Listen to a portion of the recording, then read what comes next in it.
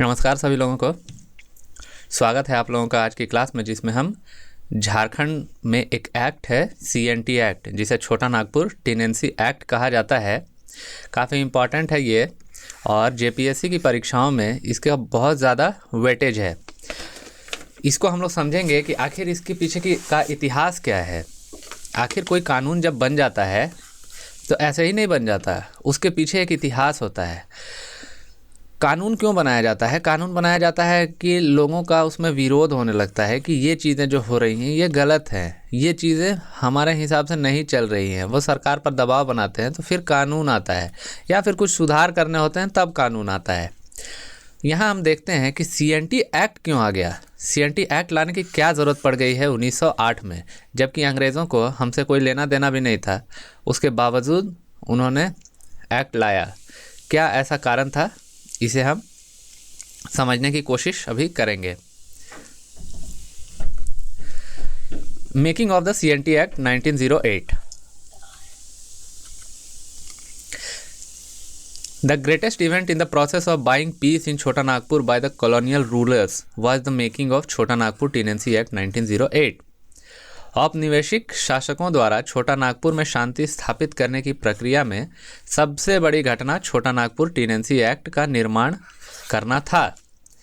अब ये बताइए कि छोटा नागपुर में आखिर शांति स्थापित करने की ज़रूरत क्यों पड़ गई? वहाँ पे क्या ऐसा हो गया था जिसे अशांति हो गई थी? अशांति जब हो जाएगी तभी तो आप शांति स्थापित करने की प्रक्रिया में लगेंगे। कहने का मतलब, इस इवेंट को ग्रेटेस्ट इवेंट बोला गया जहाँ पर जिसे शांति खरीदी जा सके। कहाँ? छोटा नागपुर वाले एरिया में।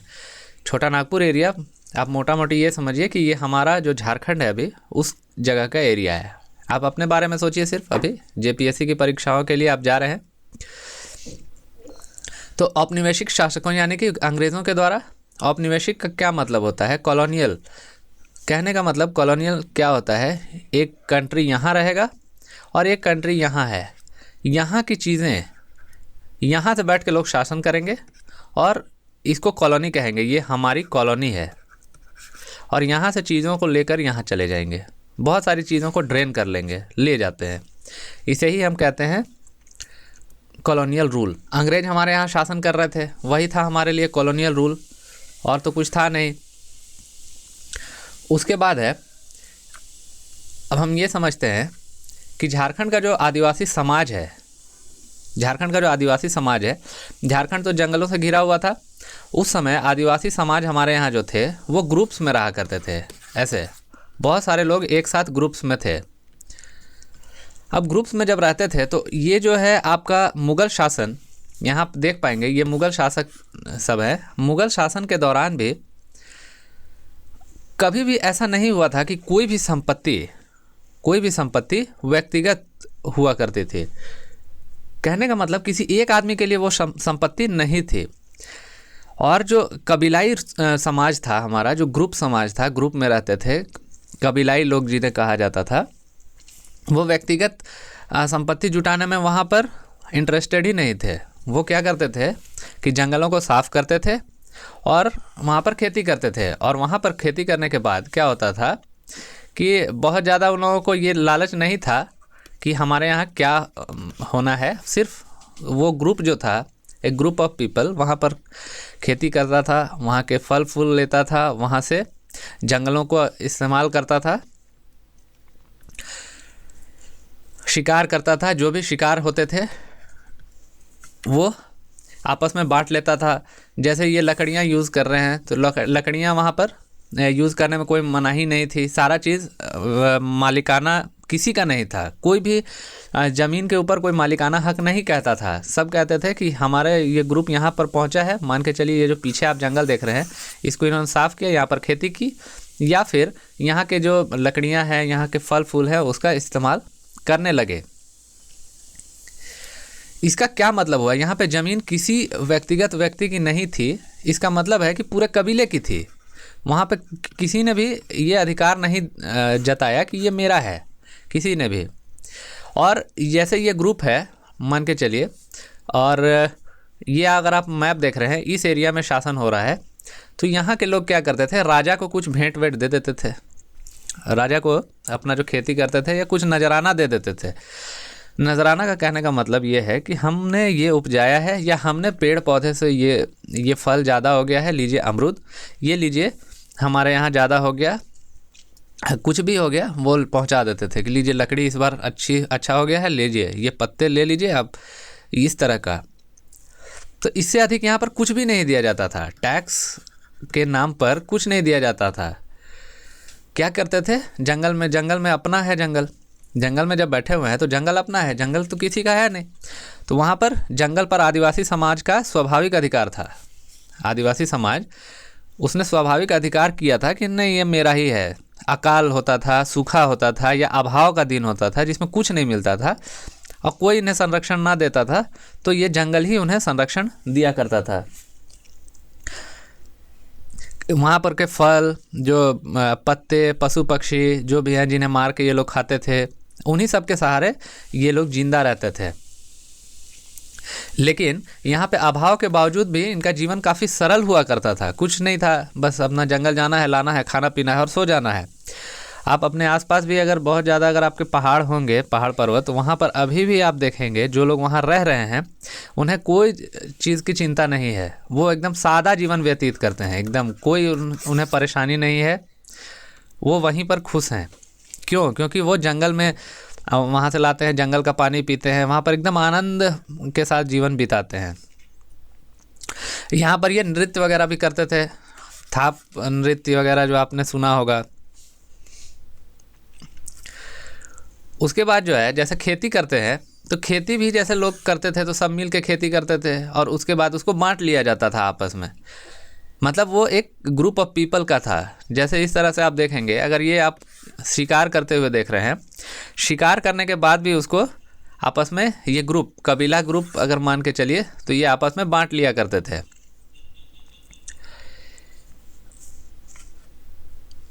ये इस तरह से मान के चलिए, लकड़ी जला लिए, यहाँ पर रह रहे हैं, ये जंगल है, इन्हें कोई वैसा सुख सुविधा का कोई ज़रूरत ही नहीं है कि हमें गाड़ी चाहिए, हमें फ्लैट चाहिए, हमें यहाँ चाहिए, वहाँ चाहिए, कुछ नहीं, बस रह रहे हैं, खा रहे हैं और जी रहे हैं और खुश, बहुत आनंद में जी रहे थे। इन्हें कोई ये चिंता नहीं थी कि जहाँ पर ये बैठे हुए हैं, ये वाला एरिया, ये आगे चल के किसी और का हो जाएगा, ये कभी इन्होंने सोचा ही नहीं था। लेकिन इसके बाद हो गया पलासी का युद्ध। अंग्रेज आ गए देश में अंग्रेज आ गए, तब तक तो सब ठीक चल रहा था। लेकिन उनका जब शासन शुरू हुआ, ब्रिटिश का जो शासनकाल शुरू हुआ, जिसे हम कहते हैं कि पलासी के युद्ध के बाद 1757 में जब हुआ, तो बंगाल, बिहार, इसमें झारखंड भी आ जाता था, ये इलाका ईस्ट इंडिया कंपनी के हाथों में चला गया। और शासन का जब बागडोर अंग्रेज़ों के हाथ में गया, तो इन्होंने क्या किया, ज़मीन का सर्वे कराना शुरू कर दिया। ज़मीन का जब सर्वे करा दिए, तो ज़मीन का सर्वे करा दे, कहाँ कितना ज़मीन है, किसका मालिकाना हक है, किसके पास है, कौन टैक्स वसूलता है, ये सब सर्वे शुरू हो गया। और ये जब सर्वे शुरू हो गया, तो सर्वे शुरू होने के बाद क्या हो गया कि लोगों को लगने लगा, अरे ये तो मेरा था, इसमें हम खेती करते थे, इसमें ये सर्वे करने वाला कहाँ से आ गया, कहाँ कौन सा टैक्स, किसी को जानकारी नहीं थी। अब वो पूछते हैं, जाके मान के चलिए एक आदिवासी से पूछे टैक्स कौन लेता है, तो वो क्या कहेंगे, मुझे क्या मालूम, ये तो मेरा है। अब जब आपका है और कोई और तैयार हो जाएगा, कोई और आदमी आके ये बोलने लगेगा कि नहीं ये आपका नहीं है, अब इसका सर्वे करा लिया है, किसने, अंग्रेज़ों ने। तो क्यों करा लिया भाई, तो इन्होंने पलासी का युद्ध जीता है। आप देखिए यहाँ पलासी का युद्ध जीत गए हम, तो पलासी का युद्ध जीत गए, तो आदिवासियों के मन में एक स्वाभाविक सी बात आई कि जब आप पलासी का युद्ध जीत गए, तो आपने ऐसा क्या जीत लिया जो मेरा जो चीज़ है वो चला गया, ऐसा क्या हो गया। ये सवाल स्वाभाविक रूप से उनके मन में आने लगा। उसके बाद क्या है, वहाँ पर आदिवासियों से क्या कर लिया गया कि अधिकार ही छीन लिया गया। अधिकार तो छीनेंगे ही, क्योंकि आप सर्वे कराएंगे, उसके बाद फिर टैक्सेशन उस पर लगाएंगे, सब कुछ करेंगे, तो वो क्या हो जाएगा, आपका जो अधिकार है वो तो छीनना ही है। तो आदिवासी समाज का जो अधिकार था वो तो छीन लिया गया रातों रात। और वहाँ पर घोषणा कर दी गई कि जंगल से कोई भी चीज़, मधु जो लेते थे वो लोग, फल, कुछ भी नहीं लिया जा सकता। पशु पक्षी का शिकार तो बिल्कुल ही नहीं कर सकते, क्योंकि पशु पक्षी तो अब विरले होने लगे हैं, उनका शिकार पे पाबंदी लगा दी गई। और इस सब से क्या हो गया कि आदिवासी समाज कहाँ पहुँच गया, भूखमरी की स्थिति में पहुँच गया। जिस जंगल को वो अपना भगवान मानता था, जिस जंगल में और यहाँ पर पेड़ पौधों में वो सब कुछ लेकर खाता था, वो क्या हो गया, वो तो छीन गया, अंग्रेज उसे ले लिए। जहाँ पर फसल उत्पादन होता था वो तो इतना कम होता था कि वो अपने लिए खा लें तो वही बहुत है, क्योंकि अच्छा तो बीज होता नहीं था, धान या दूसरा फसल का खेती भी बहुत कम ही होता था। तो ये सब चीज़, सिंचाई तो थी नहीं, खाद बीज का तो सवाल ही पैदा नहीं होता है, खाद बीज तो बना ही नहीं था उस समय। बीज तो था, मतलब खाद नहीं बना था, और उन्नत बीज जो बोला जाता है वो उसका तो आता पता ही नहीं था। जब इस तरह की चीज़ें थी तो सब कुछ जंगल पे ही डिपेंडेंट था। अब जंगल पे जब डिपेंडेंट था तो फिर क्या हो गया, यहाँ जंगल पे हर चीज़ जंगल से ही होता था। जंगल का से रीति रिवाज ये लोग करते थे। जंगल का जो शाल के पेड़ के नीचे ही जो अपना जन्म से लेकर मृत्यु तक जो नाच गाना होता था, जितना भी उन लोगों का जो आपका रीति रिवाज था, वो सब साल के पेड़ के नीचे जंगल में ही होना था। मृत्यु से लेकर जन्म तक सब कुछ जंगल के साल के पेड़ के नीचे ही होता था। अब क्या है कि इस जंगल से बेदखल कर दिया गया, पूरा जंगल से इनको बेदखल कर दिया गया। और उसके बाद यहाँ तक तो ठीक है, सर्वे करा के बोल दिया गया कि आप यहाँ पर नहीं कुछ कर सकते हैं, लेकिन उससे ज़्यादा बड़ा संकट ये आया कि अंग्रेजी हुकूमत जैसे ही स्थापित हो गई तो ज़मीन का सर्वे हो गया। ज़मीन के सर्वे होने के बाद बाहर से लोग आने लगे इस ज़मीन पर अपना ये अधिकार जमाने के लिए, ख़रीदने के लिए। वहाँ पे सूदखोर बढ़ गए, वहाँ पर इस तरह के सेठ जी लोग आने लगे, महाजन पहुँचने लगे, और वो पूरा एक ग्रुप तैयार हो गया कि ये ज़मीन अब तो हमारी है। लेकिन आदिवासी जो वहाँ थे वो तो कह रहे थे कि हमारी है। तो वहाँ पे क्या करते थे, पैसा दे देते थे उधार में, बोलते थे कि ठीक है लो खेती करो, और खेती करने के बाद कर्जा में फंसा दिए। अब वहाँ से जो कर्जा वसूल रहे हैं, ये बेचारा अपना खेती कर रहा है आदिवासी, और यहाँ से कर्जा भर रहा है, और कर्जा कभी भर ही नहीं पाता था। बच्चा यहाँ रह गया, आदिवासी समाज यहाँ रह गया, और सूदखोर या फिर सेठ जी लोग इतने बड़े बड़े कुर्सी और इतनी मोटी मोटी गाल लेकर वहाँ पहुँच गए। अब ज़मीन का जो सर्वे हुआ उसमें क्या किया गया, कभी किसी को हड़िया पिला दिया गया, कभी झूठा मुकदमा में फंसा कर कुछ भी करके आदिवासी लोग का ज़मीन हड़पने का काम शुरू हुआ। अंग्रेज़ों ने ऐसा नहीं कहा कि ज़मीन अब आपकी सीधे सीधे नहीं रही। उन्होंने कहा कि हाँ ठीक है, ये ज़मीन तो है, आप यहाँ पर हैं तो आपकी ज़मीन है, लेकिन उसको कैसे सर्वे करा कर उसको हड़पने का काम शुरू कर दिया इन लोगों ने। ये जो सेठ साहूकार ये पहुँचे, इन्होंने ही उसको शुरू कर दिया। और क्या किया कि इनको बंधुआ मजदूर टाइप कर दिया। ये पैसे दे देते थे, और क्या हो गया कि अब जब किसी से आप पैसे ले चुके होंगे तो आप उसके अंदर ही दब जाएंगे, और क्या हो गया कि बंधुआ मजदूर के जैसा करने लगे, वहीं पर फंस गए। उसके बाद क्या किया गया कि आदिवासी जो युवतियाँ थी उनको क्या किया गया, उनके साथ काफ़ी गलत किया गया, उनको रेप किया गया, उनको एकदम भोग्य वस्तु में तब्दील कर दिया गया। क्योंकि क्या है, ज़मीन का सर्वे करा रहे हैं, आप छीन के ले जा रहे हैं सब कुछ, यहाँ तो कुछ बच नहीं रहा है। और बहुत सारे लोग भूख से मरने लगे, क्योंकि ज़मीन में खेती करके फिर सेठ साहूकार के चक्कर में फंसने लगे।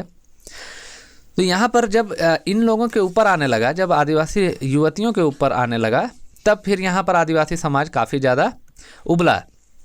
उनमें आक्रोश हुआ, उसमें असंतोष हुआ, आक्रोश हुआ, सब कुछ हुआ। उसके बाद इसी के ये में सबसे पहला जो ये किया गया, विद्रोह किया गया या आक्रोश जो आया, वो बाबा तिलका मांझी के नेतृत्व में सन 1784 में यहाँ पर पहला आक्रोश आपको देखने को मिलता है।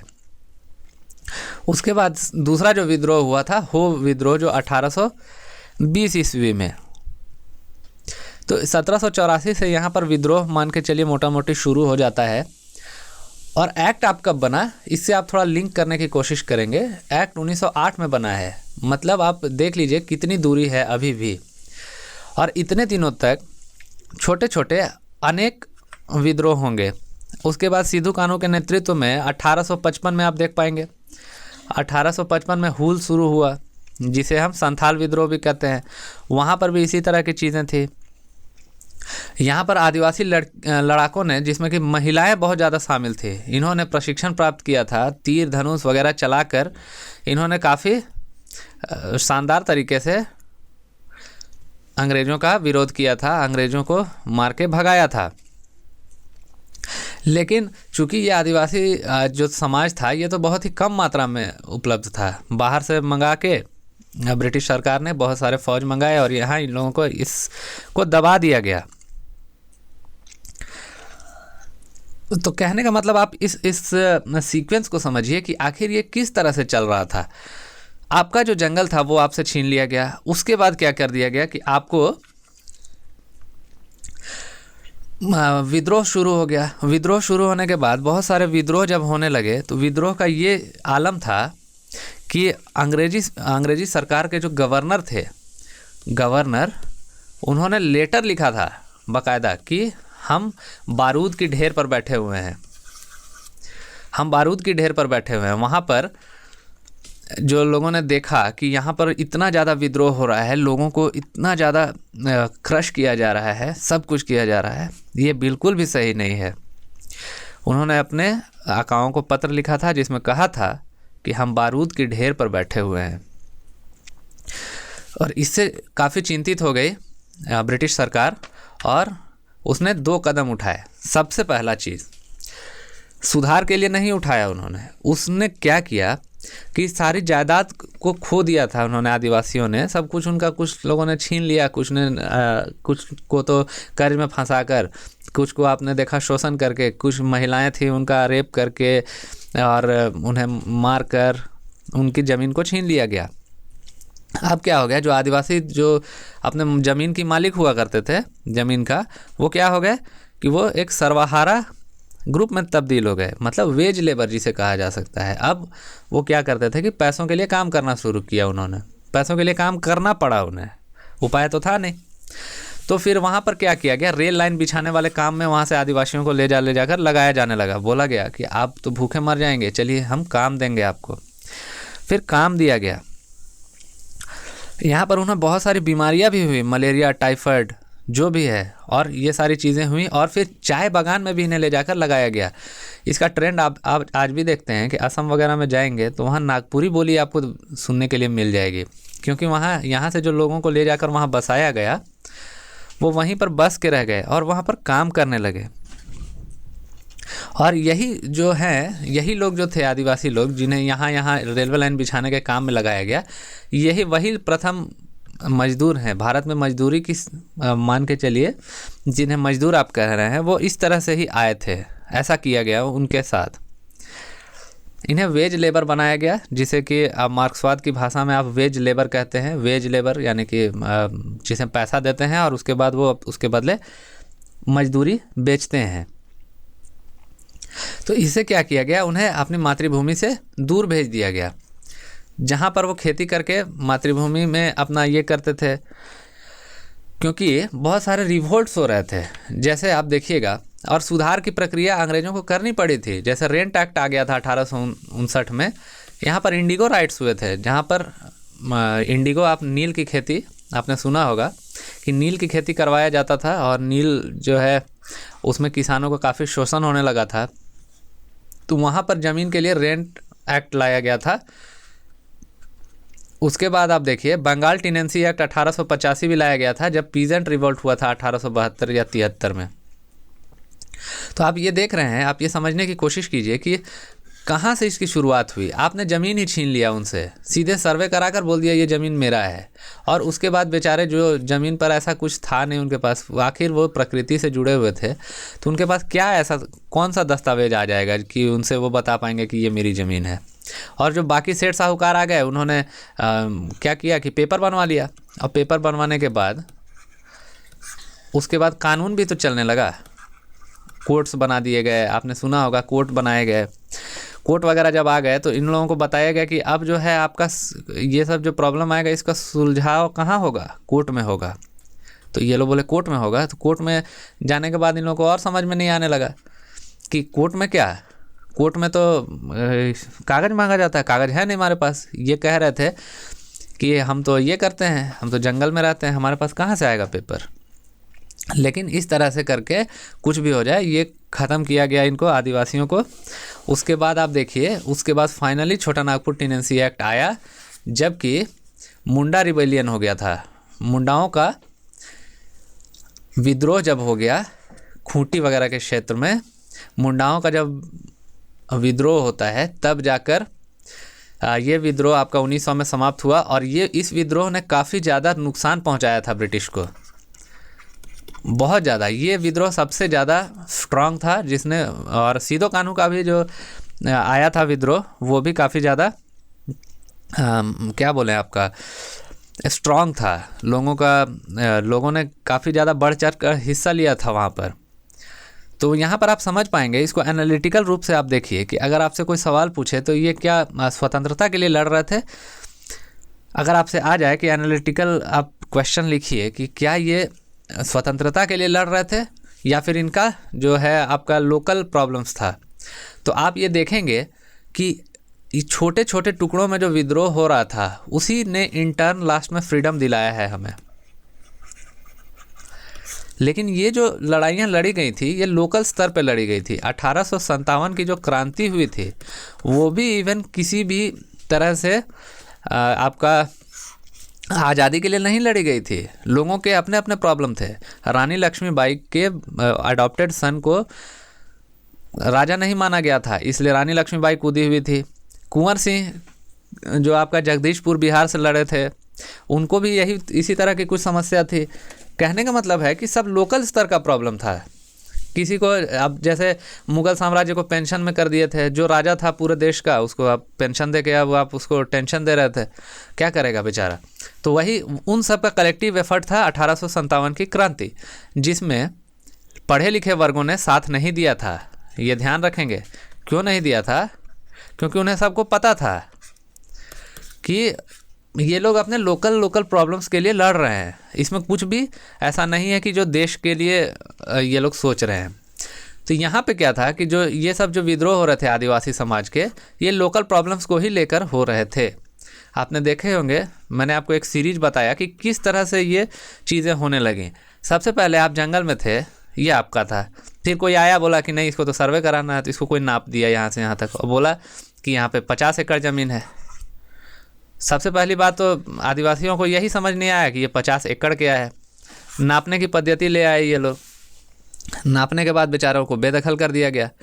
इस तरह की चीज़ें हुई और इसी के चलते बहुत सारे नियम बनाने पड़े, क्योंकि यहाँ पर शांति बहुत ज़रूरी थी। क्योंकि ब्रिटिश ईस्ट इंडिया कंपनी यहाँ पर लड़ने झगड़ने नहीं आई थी, यहाँ पर पैसे कमाने आई थी। और पैसे कमाने के दौरान अगर उसे इस तरह का झगड़ा देखना पड़ रहा था, और ब्रिटिश बाद में जब क्राउन पे ट्रांसफ़र हो गया 1858 में, तो ब्रिटिश सरकार शांति चाहती थी कि आराम से शांति से हम लोग यहाँ पर शासन करें, कोई भी नहीं चाहता कि विद्रोह हो। तो विद्रोह को रोकने के लिए ही छोटा नागपुर टेनेंसी एक्ट 1908 में लाया गया। काफ़ी महत्वपूर्ण कदम था ये, ताकि जो है आदिवासियों की ज़मीन किसी के दलाल के पास, किसी सेठ साहूकार के पास नहीं ट्रांसफ़र हो जाए। आदिवासियों का जो आक्रोश था वो उसको शांत करना बहुत ज़रूरी था, क्योंकि ज़मीन जो है बाहर से आए हुए सेठ साहूकारों के पास चली गई थी। ये आप समझ रहे हैं। तो आप इसमें मोटा मोटी ये समझ गए कि किस तरह से आखिर ये अशांति उत्पन्न क्यों हुई, और उत्पन्न होने के बाद इसको किस प्रकार से दबाने के लिए पहले तो लड़ाइयाँ लड़ी गई, फिर बाद में देखा गया कि नहीं, इसमें से कुछ लोग ये तो चीज़ें समझ गए हैं कि क्या गलती हो रही है, तो कानून लाया जाने लगा, अलग अलग तरह का कानून लाया गया। इसमें हम देखते हैं यही हमारा जो है पृष्ठभूमि है, पृष्ठभूमि आप कह सकते हैं। इसी तरह से पृष्ठभूमि तैयार हुई थी CNT एक्ट की 1908, इसी तरह की पृष्ठभूमि थी। इसी के कारण हमारा जो है CNT एक्ट लागू करना पड़ा था। तो आज की क्लास हम यहीं पे समाप्त करते हैं। नेक्स्ट क्लास में हम और भी तथ्य जानेंगे कि CNT एक्ट किस तरह से बना था, उसके बनाने की प्रक्रिया को समझेंगे। उसके बाद हम समझेंगे कि CNT एक्ट है क्या वास्तविक रूप में। इन्हें आप बेसिक समझेंगे, उसके बाद ही आपको CNT का पूरा लेखा जोखा समझ में आएगा, जिससे आप मेंस में भी आप आंसर लिख पाएंगे और आपके PT में भी क्वेश्चंस नहीं छूटेंगे। So thank you for watching, keep learning and stay motivated.